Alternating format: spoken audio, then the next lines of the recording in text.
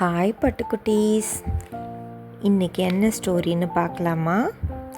Don't judge a book by its cover அப்படின்னு சொல்லுவாங்கள்ல, அது சரியா தவறா? இந்த ஸ்டோரியில் பார்க்கலாம். ஒரு அழகான காடு, செடி கொடிகள் நிறைஞ்ச அருமையான ஒரு காடு. அங்கே ஒரு சிங்கம் இருந்துச்சு. அதுதான் அந்த காட்டுக்கே ராஜா. வேட்டையாடிட்டு களைச்சு போய் ஒரு மர நிழலில் தூங்கிட்டு இருந்துச்சு.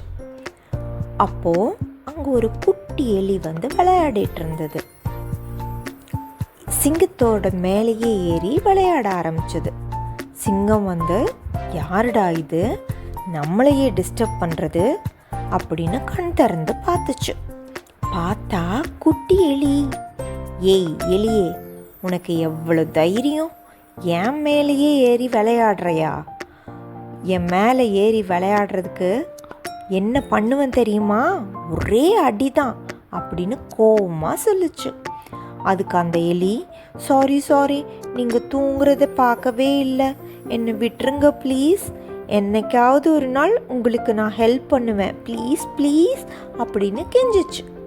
உடனே சிங்கம், நீ எனக்கு ஹெல்ப் பண்ணுறியா? நல்ல ஜோக், சரி ஓடிப்போ, இந்த சைடே வரக்கூடாது அப்படின்னு சொல்லிட்டு போயிருச்சு. எலி ஒரே ஓட்டமாக ஓடிருச்சு. ஒரு நாள் சிங்கம் அதுக்கு விரிச்ச வலையில் மாட்டிருச்சு. மாட்டிட்டு ஹெல்ப்னு பயங்கரமாக கத்திட்டு இருந்தது.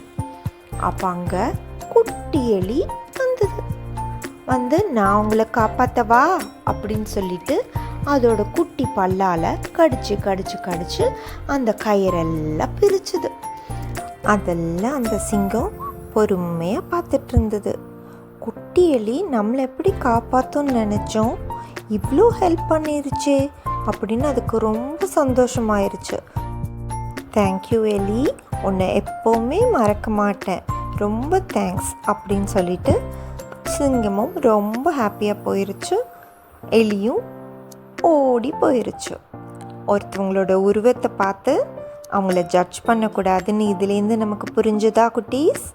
பாட்டி நாளைக்கு ஒரு புது கதையோடு வரேன். Good night.